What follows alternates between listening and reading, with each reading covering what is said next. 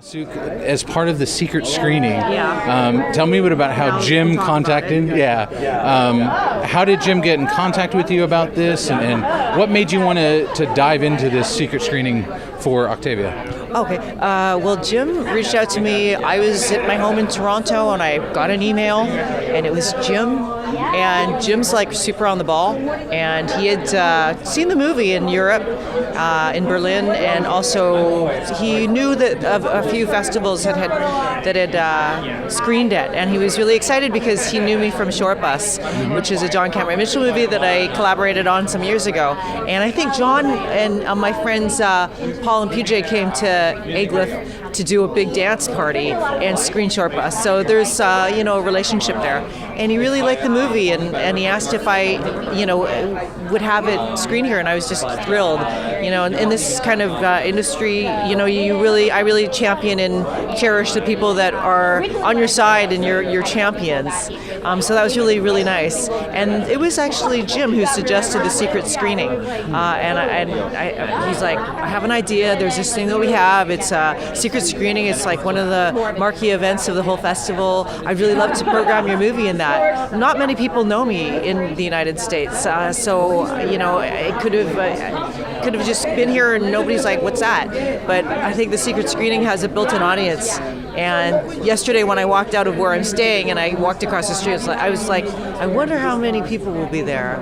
Will it just be my friend Yen Tan? And it was like, oh my God, it was such a buzz of activity, and it was tons of people there. Very, very great crowd. I love the city very much. There's something immediately warm and comfortable and freak-centric, freak-friendly, which works well for me. And yeah, it's been so nice to be here. I've got to ask, this is based loosely on a real encounter you had with a ghost when you were in Spain. Can you tell me a bit about that and that whole experience? It must have been surreal, but also inspiring. You obviously created a movie on it. Yeah, that's true.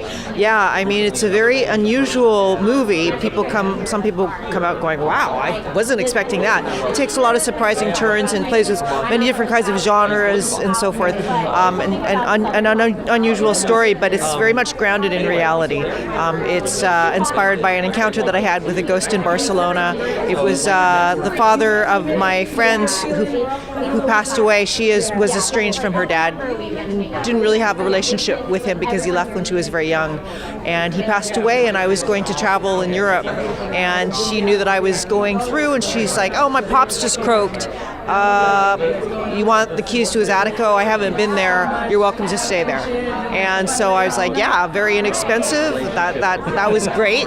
And so I went to Barcelona in the heat of summer, hotter than Austin, Texas in the summer, and found his place, and I opened the door, and there's a big waft of like hot dead man air. And being Chinese, I'm raised to feel that the non-corporeal life and the people after they pass away, it's sort of a matter of fact. It's not this big like boo or like ah. It's like, oh, go feed your uncle.